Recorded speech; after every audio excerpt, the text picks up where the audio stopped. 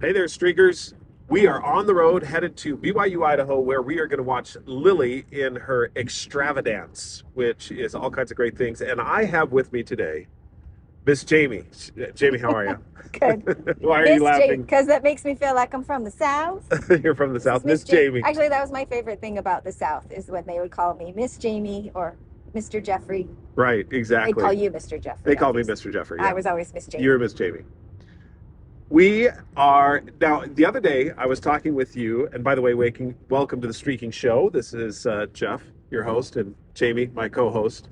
Miss Jamie, the Miss Jami, who co-host. shows up every about about every 10 days or so. I'm your revered special guest. No, you're actually a co-host. Your I am a picture is co-host. on the podcast cover, so it's just that you're not on with me every day. Not every day. But we do it about once a week when it all averages out, I think. Anyway, we have been talking about, just like I mentioned yesterday, about a parent as a leader or a parent as a dictator.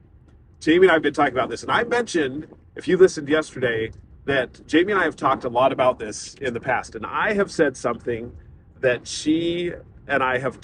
Well, I don't know if you've disagreed with me on it, or, but it has been but I'll let her tell her side of it. Anyway, I say that 80% of how a child turns out is due to parenting, and she's always said, well, I don't know about that. Okay, so I'll tell you what has been hard for me about that.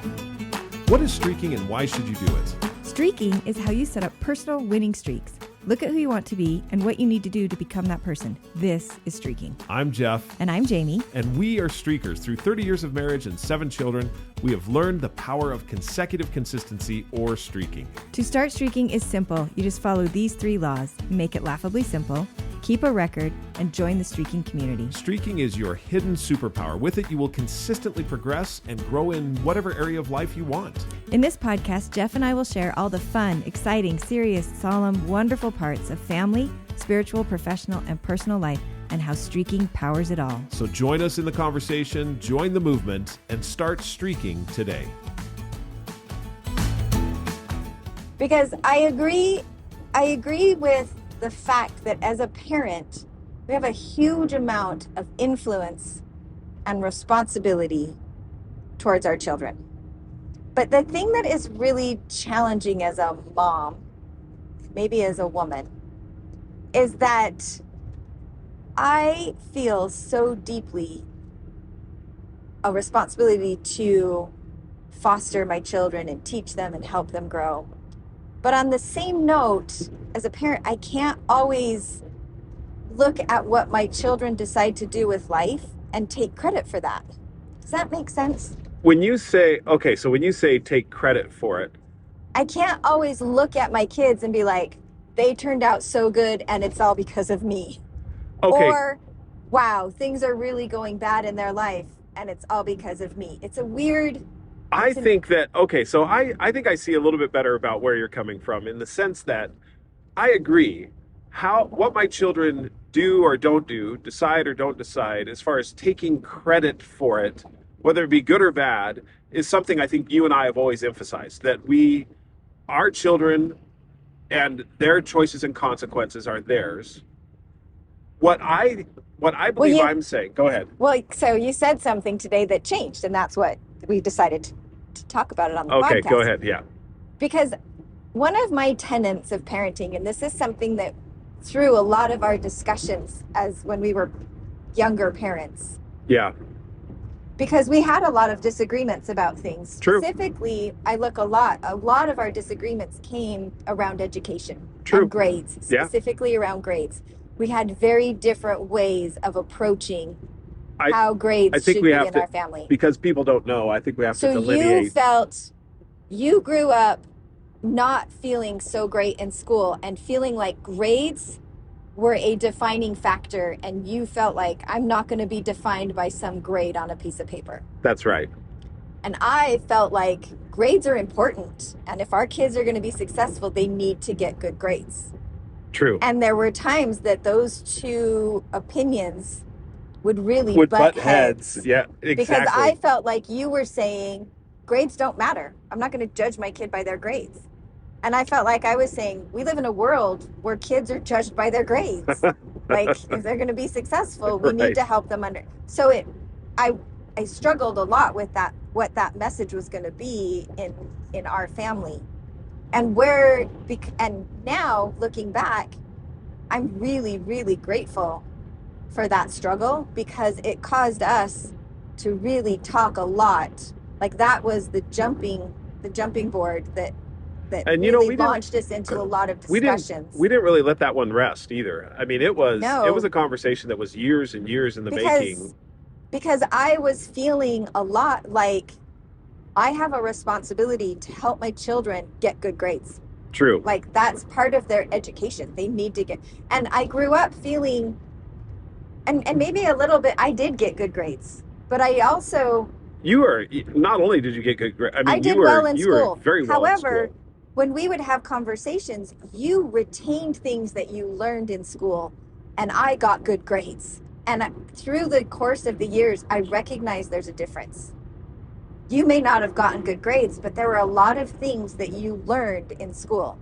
True. And I feel like I got really good grades, and there's a lot of times that I'm like, I don't know that I learned anything, but I understood the process of what I needed to do to get good grades. Yeah, that's true. But that came through a lot of discussion. I entered our married life thinking, no, you get good grades. That's what you do. And our kids are going to get good grades, and and then we would reach situations through the years where a child needs to make a decision that maybe would go against a basic belief if they did it so that they could get a good grade. Does that make sense? They Yeah. were compromising a standard that was because the teacher wanted them to do something and was grading them on it. So and that's when I started to look at and think, okay, well, there was a lot of time before. The question came down to, am I doing this to get the grade, or in other words, am I going to compromise the standard that I have to get the grade, or am I going to hold to my standard and sacrifice the grade? which then all of a And I think that that's a question that you ask in all kinds of aspects of life, yes. in regards to, am I going to compromise my standard and get the cash, or Right. am I going to hold to my standard and let the cash go? And it really forces you to look at that thing and put it in a place. Because grades are somewhat of a payment. I mean, Totally. it really is It's a currency. payment. Yeah, it's a currency. But it's also has a huge amount of self-esteem around it. People who get good grades know it. And People who make a get lot of bad cash, grades people who make a know lot of it. cash know it. Yes. And there's also a lot of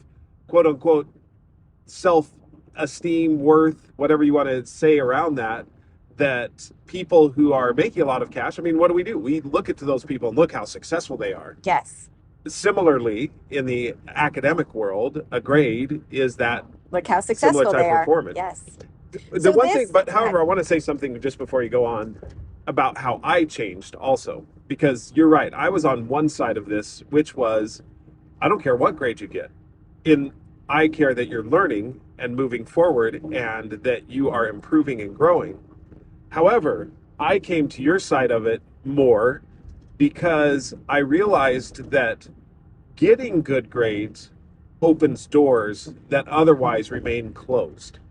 And I thought to and this is where you and I talked a lot about it, where the opportunities that are presented to you when you have a certain grade point average are greater, or there's more of them than when you don't. Yes. And so you can still decide not to take some of those opportunities that are presented by having grades that are above a certain grade point or a grade point average that allows you. But if you don't get that grade point average, you don't have those opportunities. And that's what we would talk to our children about. Yes. Is, look, this is what getting a certain GPA allows you. And if you don't get that GPA, you can still do those things, but it may take you longer. You have to go a different course. You have to do different things. And if that's what you want to do, go into it recognizing that you're making that choice intentionally, not because those opportunities were withheld from you because you weren't able, because you didn't work as hard, or because you didn't know that you needed the grades to do that. I feel like when we entered the marriage, both of us had an unhealthy, I agree. what's the word I'm trying, an unhealthy emphasis on grades. True. And I feel like On like extreme different sides of it. Totally opposite ends, but True. both of us were highly focused on grades. And I Mhm. feel like through the conversation, we reached a point where we're just like, grades is the wrong thing to be focusing on. Education and learning. And That is where we need to be. And we really got And to this deliberately point. telling our children, giving them the knowledge that they needed to be able to make a good, wise, intelligent decision. In other words, if they didn't care about their grades and they wanted to go about their education a different way, we're fine with that. And they have the knowledge, information, and intelligence to be able to make that decision deliberately and intentionally. Yeah. And it put grades then in a place as a result of other actions, but not the main thing that you're going for. Right. And it's been interesting. It's been good. It really So has. that conversation is really what started us talking so often about parenting, because we so disagreed on it that it true. really caused us to think. And through the course of that, we got before to this place. I had never thought of that as the catalyst to talking about parenting. That's interesting that you should bring it up, because I so honestly many other didn't have things we that. agreed on, but this one thing, This one we both were could diametrically not, opposed on. and we could never get to a place where I felt like I agreed with you. I always was just like, you can say that, and I would think in my mind, I understand how you would feel that way from your perspective. Right. Like I understood why you felt that way, but I did not agree with teaching our children that way. Right.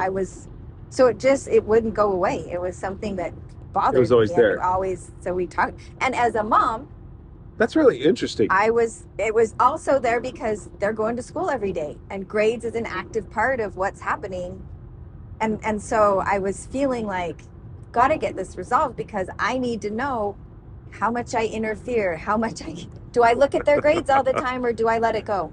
And looking at it felt wrong, because I felt like I was looking over their shoulders and making sure they were doing it my way, but completely letting go felt wrong. And so Yeah. I was constantly trying to understand what my role as a parent was in relation to grades. Right.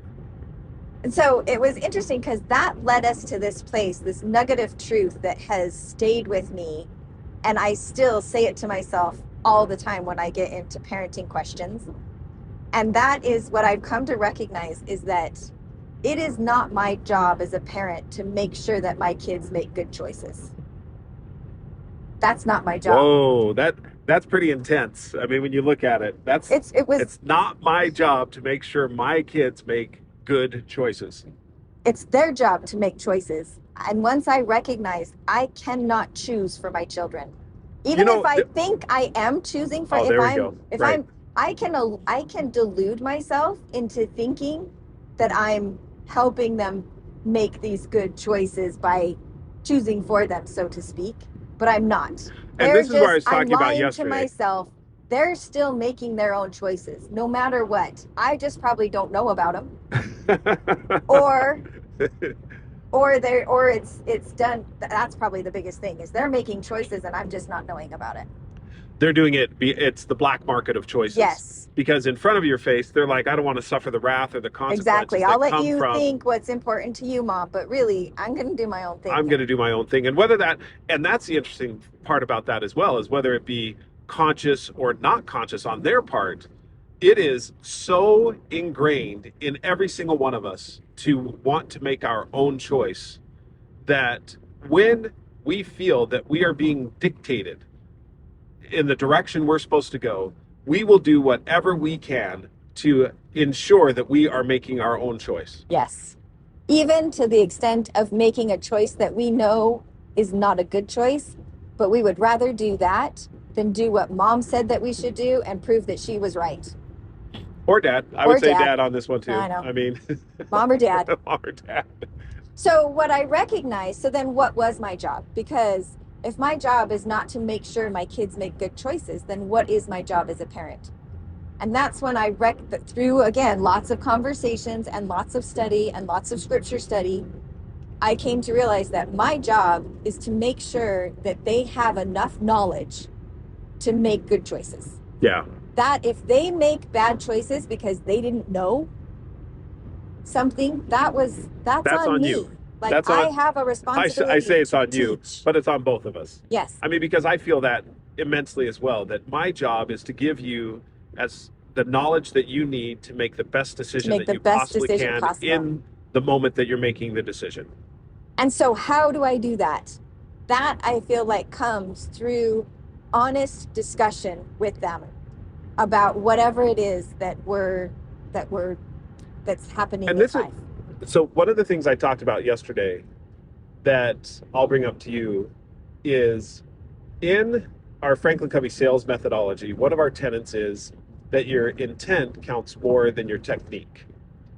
And I would say in parenting, your intent is critical in this whole conversation of giving knowledge and information to your children, because if I go in to the conversation with any one of my children with the intent to manipulate them to do it my way, in other words, to be the dictator type parent, then they'll see right through that. They do. They will understand in a nanosecond that that is exactly They may what's not doing. be able to put words around it or be able to pinpoint that that's what is happening, but they feel it innately.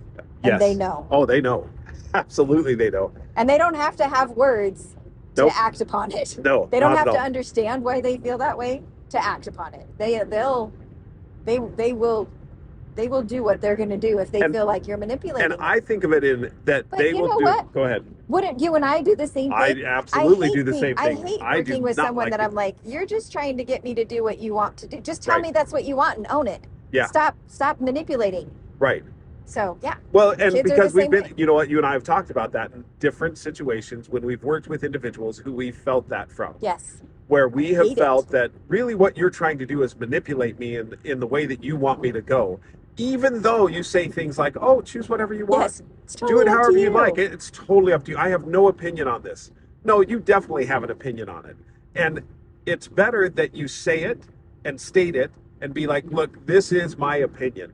This is where I'm at. This is what I'm feeling. I would really love for you to do it in this way. Not do it in a way that is what I will call benevolent dictator, which is, oh, you totally have your choice. Whatever it is that you want to do, you go for it and do, as long as you do it this way. And that's not the part that's said, though. It's the manipulation behind the scenes where the person or the parent is really saying, I know what's best for you. I know what's good for you. And therefore, you'll do it my way. But when it's put in that stark of detail, it's like, no, I don't do that to my children. My children totally have a choice. When in actuality, they really don't. Right. And that's where we've talked so much about covert communication.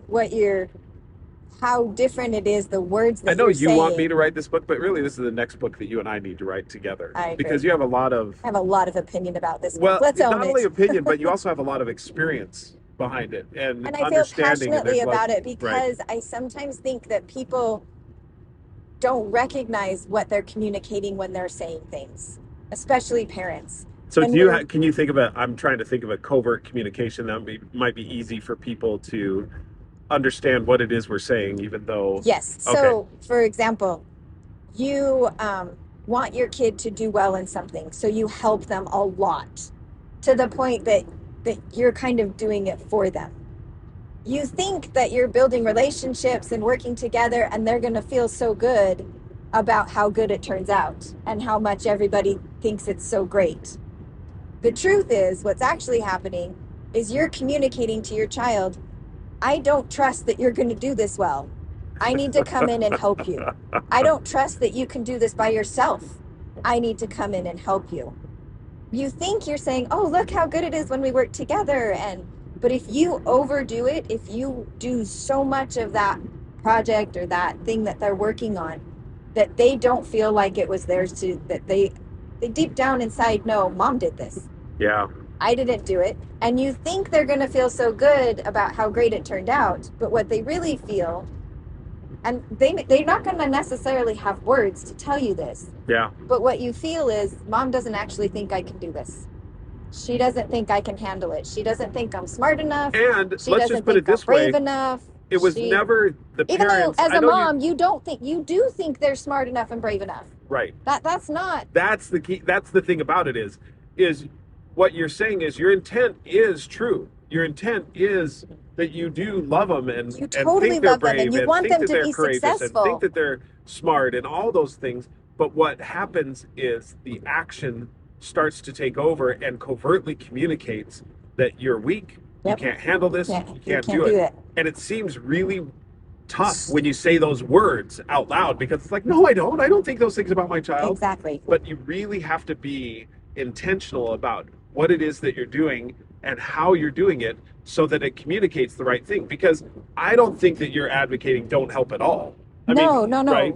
I'm not advocating that at all, but I am advocating we need to be careful how we help. Yeah. We need to recognize what we're actually communicating. And oftentimes, sometimes I look at it and I'm like, how would I feel if someone was doing this for me? Yeah. Because we look at our kids as young children that need a lot of help. And when they are young, they do need a lot of help.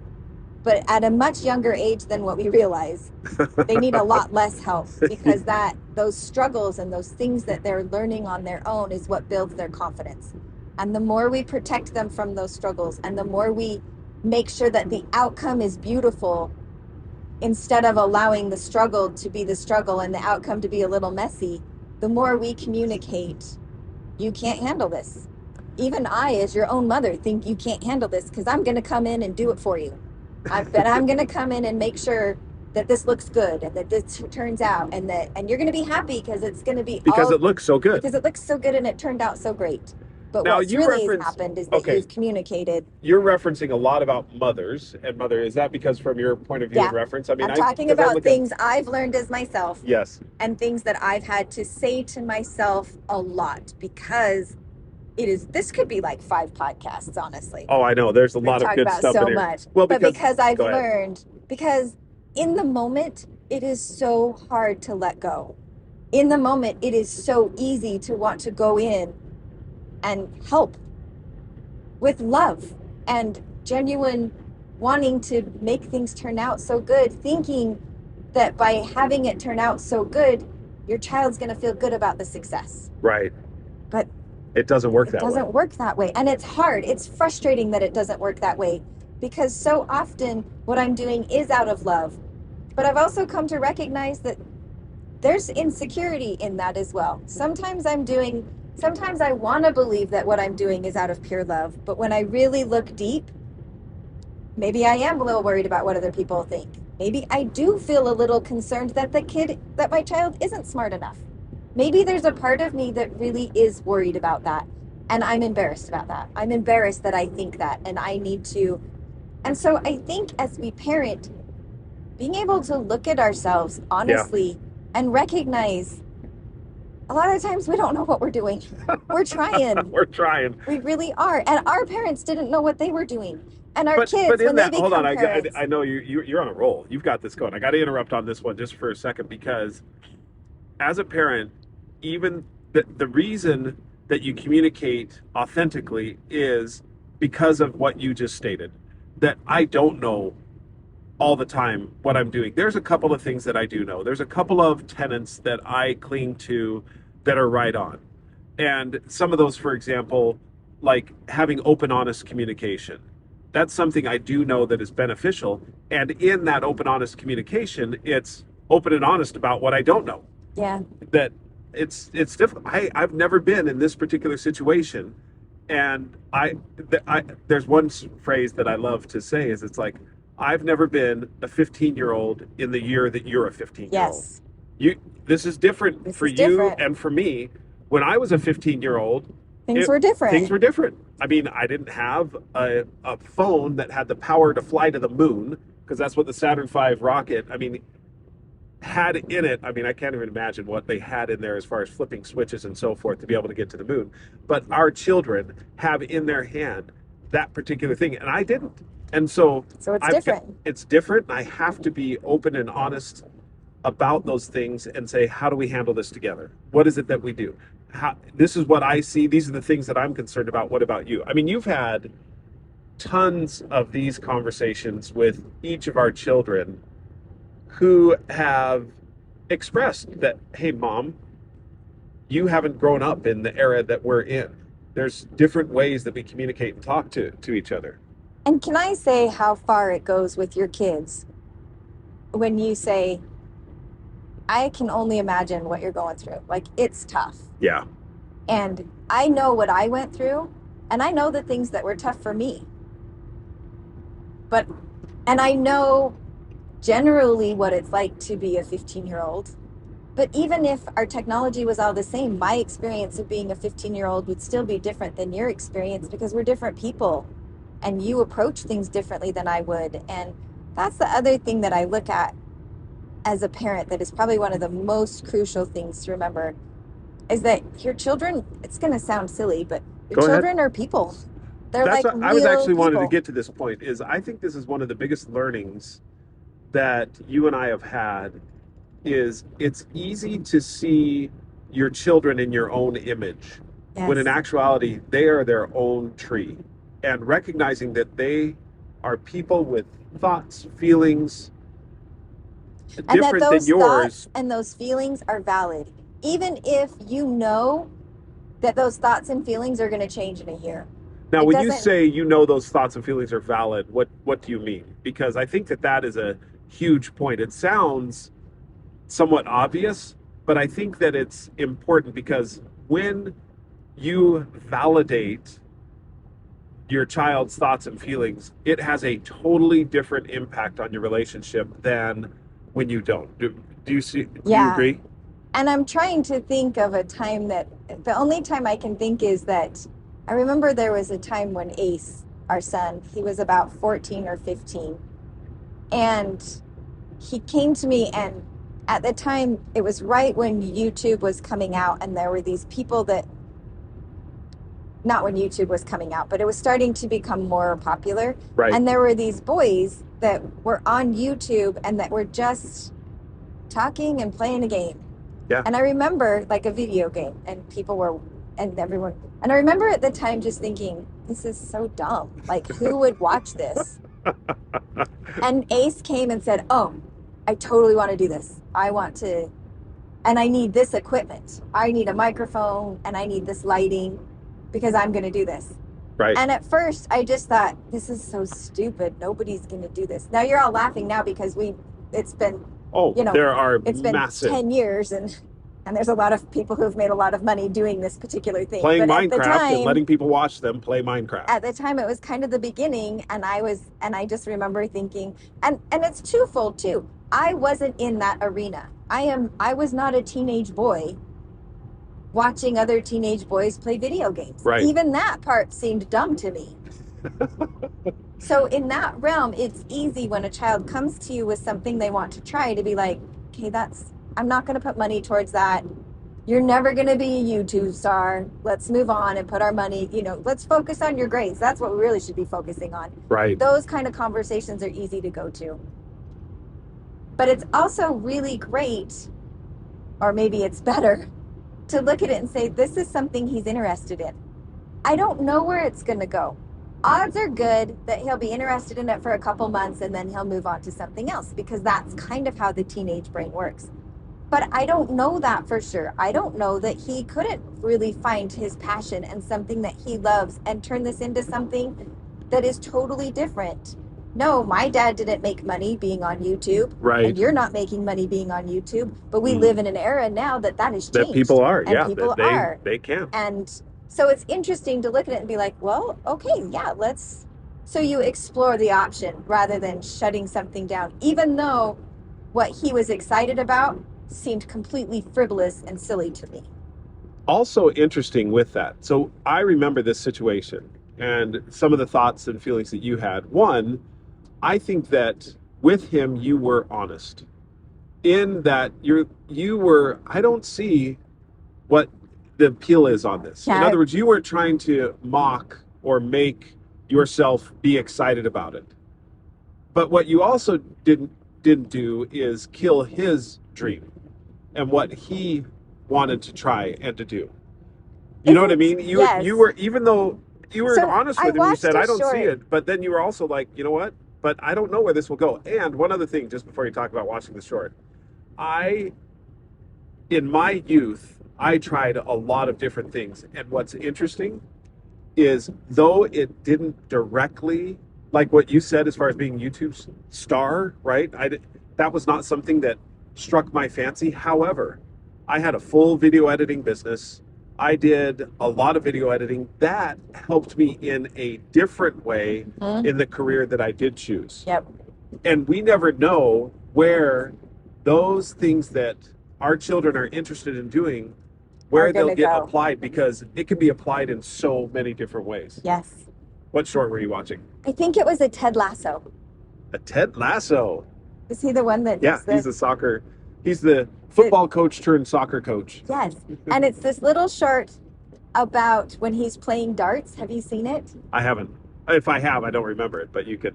I don't remember it because I've never watched the show. But the thing that he said is, you know, now I'm not going to be able to quote it. We'll have That's to okay. stop Give and it, get give it as much as you can. He talked about how wise people are curious, and and these people that would always judge him, he recognized had no curiosity, and they didn't ever ask questions about him. They just made judgments. And then it's a funny short because they challenged him to a dart competition, and in that he's saying, had they been curious, they would have asked me, Ted, have you ever played darts? And I would have said, yes, every week for 10 years of my life with my dad. And then he threw the dart and he Hit a bullseye. he hit it exactly, not a bullseye. He needed to hit a very specific score. Oh, he had to hit that and he had one or 3 something darts like that. to do it. And he hit the first thing that he needed to hit. Yeah. And then he went on to talk about, had they asked or been even a little bit curious about me and my life, rather than immediately judging me, they would have known that I'm actually pretty good at darts. And then he threw another dart and he hit exactly good. where he needed to hit, and just went on until the 3rd dart where he hit the bullseye. Right. But that has, even though I not watched Ted Lasso, that short, I loved it because I thought that is a really good thing to remember as a parent. Be Yes. curious about your kids and ask them why they're interested in stuff. Your children have their sole experience with you ends about when they turn 5 and they start having experiences with other people that Yep. you may not be aware of. Sometimes a little bit earlier than And that. sometimes when a little they're earlier. 3. So you need to, good talking to your kids and asking them questions about the things that they're doing and being curious about who they are and the experiences they're having and what it made them feel like. It really helps to realize that you should always be getting to know your kids. Yeah. They're changing. They're having experiences and becoming new people all the time, just like we're changing. And like, I hope that we're having new experiences and becoming better people all the time. So looping back to where we started, which is the 80-20. So- 80% of how a parent parents, or what is it again?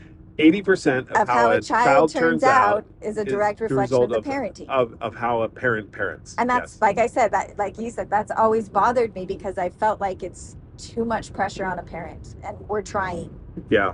What I heard today for the first time in all the years that we've had this discussion Yes. was when you said that today. I heard 80% of the time in parenting, I should be looking at myself as a parent and asking, is there a better way I can do this? Is there something more that I can understand that maybe I'm not understanding? Are there better questions I can ask? Is there a better way I can communicate with my child?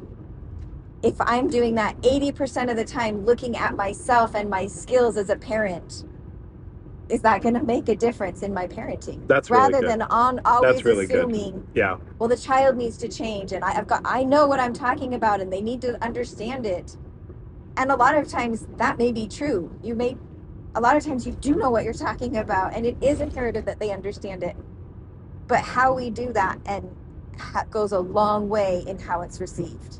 And that's where 80% of the time, if something's not going well, I need to look yourself. at myself. Yeah, look at myself as the parent and say, what can I do differently? How could I do this better? Jamie Downs, you can How help can me. I communicate more? And the other thing, you're funny. The other thing is, I also think that as parents, sometimes we think we're giving our kids security by knowing everything all the time, and that there's going to be insecurity if they know that we don't know. And I think the opposite is true. I think that this world has become very complicated, and we're more of a team than we've ever had to be before. In other words, our children see things that we don't see, and we see things that our children don't see. And if we communicate together, we have a much better picture of the world around us and how to maneuver in it better than if we do it alone. I agree. And so talking to your kids honestly and saying, I don't know how to do this, but let me tell you what I do know. Or I know that I'm making you feel this way, but let me tell you why. Excuse me.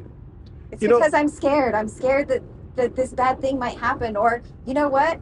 I did this when I was in high school and I don't want you to go through that experience because it was awful for me. And so that's why I'm holding so tight onto this. And I'm embarrassed to tell you that because I'm embarrassed about what I did in I mean, just whatever it is, not being afraid to be honest about why you're feeling the way you're feeling, even though it's puts yourself in a vulnerable place with your kids. I think that something you just said struck a chord with me, which is what I do know that my children may not know is that communicating and talking about it is ultimately going to lead to a better, and talking openly and honestly about it is going to lead to a better result than masking or hiding or guarding my insecurities. Right. It's going to lead to a better result if, like what you said, we work together on this particular scenario and we don't avoid the hard subjects, the ones that our children bring up that are scary, that are difficult. It reminds me of, so I had an experience, and this was one at work, where I was working with a coworker, and he and I were beginners in this job. We were working doors and hardware. I remember this. And we had the responsibility to install a couple of different doors and the closers as well as the crash bars. We had to measure everything out. So I pulled out the tape measure and we were measuring.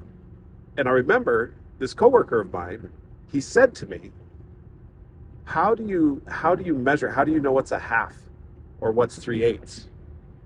And at that moment, I remember thinking in my head that I could have made fun of him at that moment, and he would have never asked me another question again because he would have been embarrassed. Right. Instead, gratefully, I recognized that he was asking an honest and sincere question. And so I took just a minute and said, here's how a tape measure is broken up. This is the half mark, this is the quarter mark, this is the 8th, 16th.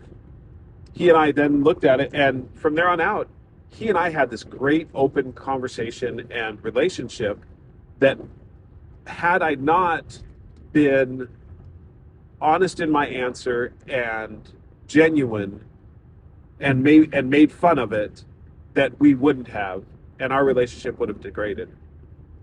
I think that with our children, similarly, the same thing we need to do is there's going to be moments in time where they're going to ask an honest question. And at that moment, we're going to have to say to ourselves, okay, this is an honest question for them. I better not make a mock of it or make fun of them for asking this question. Because if I do, it may be the last question that they ever ask me. Maybe the last time they come to me Yes. with a question. Yes. Because I'll go to my friends and I'll learn from them what sex is all about, or what morality is all about, or opinions about any number of different things. I'll go to them because they don't make fun of me, and we have the opportunity to discuss together. Or I may not share it at all because now I'm timid or shy or not able to really express my feelings and thoughts. And if that's the case, we've lost a really good opportunity. And in saying that, it's not that it can't be repaired. It will just take a lot of work, energy, and effort to get to the place where you can say to them, hey, you know what? I am sorry. That was wrong of me to make fun of you in that moment. You cannot underestimate the value of repair that can happen from a parent going and saying, okay, I did this wrong. I laughed at you and I'm sorry. I made fun of that and that was totally wrong. And I probably made you feel this way. Yeah. And I am sorry for that. That you can repair so much damage with really can. With understanding and saying, I messed up, I'm sorry. And recognizing that you probably made someone feel a certain way. And even going as far as to say, you may not trust me anymore for a little while, and I understand that because I blew it. I blew that opportunity for you to trust me. And I want to be a person that you can trust, so I'm going to work hard to do it differently. Like those kind of conversations you can fix so much. Because And we're you know going to what's do interesting things about wrong that when we sometimes. talk about covert communication is, what does that communicate? You are smart, and your feelings are valid and important, and I respect you enough to recognize that you don't have to trust me just because I'm your parent. Like, that's an earned thing. There's a lot You know what? that's That's covert huge. communicated I'll there. tell you what, that's huge. You do not have to respect me just because I'm your parent. No, you don't. That's a The earning pretty, goes both ways. I mean, because there is a basic belief that you need to respect your elders. I mean, that it kind of comes through in that way of, you need to respect your elders simply because they're your elders. When in actuality, in our day and age, that's just not the case. It really isn't. I think that treating people with respect will always be a tenet that is important. Yeah. As looking at another human being and respecting that they are a human being with rights to be who they want to be and Rights, thoughts, yes, feelings, is always desires, important. passions, whatever it is that are probably different than what you want. Yes. But to respect and trust somebody, because that can, there's more earning that goes with that. You trust people because they've done things to show that they're trustworthy. Okay, so question for you, just as we wrap this up. We've talked about 80-20. We've talked about all of these different ideas and thoughts that you and I have learned together as we've been going through this. What streak could a parent set that would help them to better develop these type of attributes and traits? What are some of the streaks that we did, maybe not consciously, but we did consistently all the time?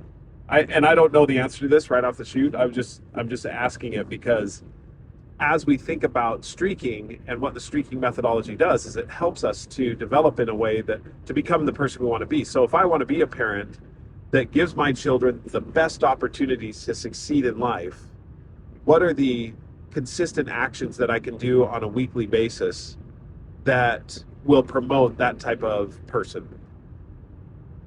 That's a good question. I think there's a lot of things that you can do.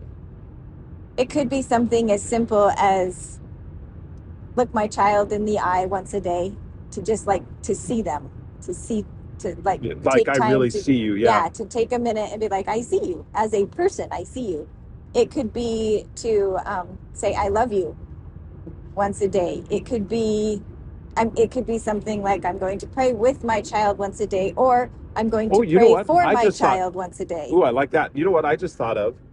Ask at least one curious question. Yes, you could your choose to child ask every one day. question. Yes. Or once a week. Or it could also be, sometimes you have to make it more simple, where it could be, think of a question I could ask my child once a day. Go. I may not be able to ask it. I may not be able to ask it yet, of, but I can start thinking about it, or write down a question I could ask my child once a day, till you get to the point that you are in a place that you're like, I can ask that question. I can ask you a question each day, or you have somewhat of a log of questions that you come to it. Because I know in our children, just speaking of this, that if I ask, for example, Bowen, how was your day? He will answer with one word, good. Good. Now, I can look at myself, or I can look at him and say, he's got to talk more. Or I can look at myself and say, I think I can come up with a better question. What can I do to engage more with? How can I engage with this child? Because it's different than another child. And I've actually asked that question the other day. And so one streak could be for us with our family our family is getting smaller. And so in the past, meaning that children are moving out. Yes, they're not dying. No, they're not physically getting smaller. The size of our family, the number of people in the house in our home. Smaller. And sometimes dinner is not as much of a priority as it used to be. This is something and we I talked was about recently. thinking that specifically with Bowen, where I'm like, I just want to talk with him more. And you had mentioned we should have dinner more, to have that sitting down. And I thought, that is so true, because having food and a boy go together really well. Boys like food. Having a mom make food and then sit down and chat with you for a little bit can go a long way. Yeah. If I'm doing it with the intent of I genuinely just am curious how you're doing. Like, what's going on? Yeah, enjoying the And opportunity. Enjoying the opportunity Because to we've talk. had many So that great could be dinner a time streak for me, conversations. that it's Yeah. like, make dinner at least 3 times, make dinner 3 times a week. Yeah. Or we sit down to dinner 3 times a week. Maybe making it is too much, and I'm just going to say, I just want to sit down at the table and have dinner 3 times a week. 3 times a week. Yeah, that's a great Or, point. and this is where I do love the streaking, is genuinely looking at what is something that is doable. Yes. What is something we can, and I'm going to actually post this on the streaking app, but someone had the other day, one of their streaks was to spend 10 minutes of one-on-one time with each of my children. Oh, did they really? Yeah. Oh, And that's I great. thought that is a great streak. But I also thought that might be a little overwhelming for me when I had all 7 kids at home.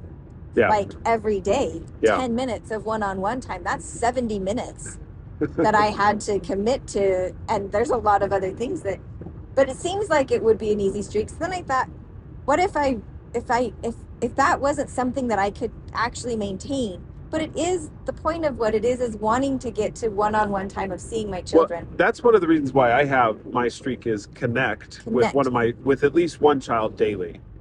And that could be, So that doesn't mean I'm connecting with all of them every single Yes. day, but I'm connecting with at least one of them.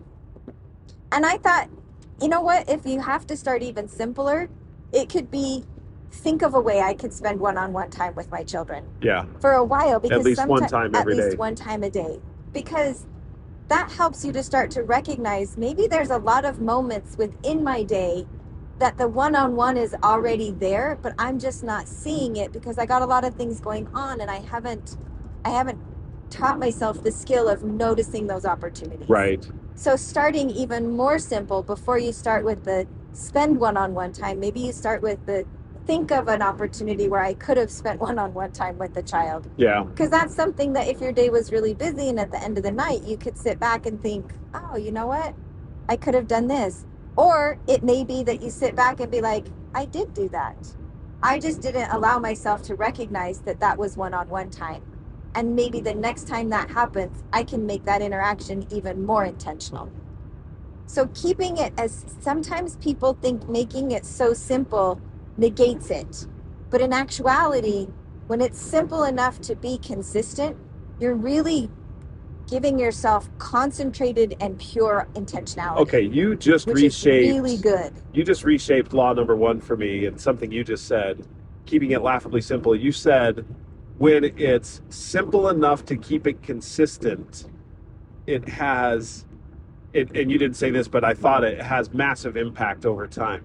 When it's simple enough to keep it consistent. Yes. Because that's really what you're saying. Because what are you doing when you keep it consistent? You're thinking about it. Every single day. Every single day. And when you're thinking about it, you're noticing That's really opportunities. Good. Yeah. You're thinking about little things that you can tweak and change. Those things are important. Small tweaks can have big, the swing of a door operates on a very small hinge. It's a very small part at the hinge that moves. But the breadth of the door and the angle that you create is huge. Yeah. And that's us and these small things that we can do, but only if that only happens when we're consistently thinking about it. Yeah, and I very think true. we get caught up in the fact that we have to be doing all the time, and recognizing that maybe the thinking all the time will lead to more of the doing. On a and more not consistent just- basis. And not just more doing more often, but like better doing. Yeah, I agree. Well, Streakers, this has been a dynamic conversation that I have enjoyed. Thank you, Jamie, for You're joining welcome. me today. It's been It was wonderful. If you want to learn more about streaking, buy the book at Amazon, Barnes & Noble, or anywhere books are sold. Also, download the Audible. With Jamie and I had a fun time. That was a little while ago that we recorded it, but we had a fun time recording it, and we read the parts that we wrote in the Audible book. Hopefully you'll enjoy that. Most importantly, download the app and look at what other streakers are doing. Just like what Jamie said, you've got streakers out there who are talking about what they're doing with their children, and you can see what they're doing, adopt their streaks, and also see what they're posting and how they're benefiting from the streak and what it is, some of the proof that they show of how they're completing the streak. Until we talk again. Keep streaking. That make a better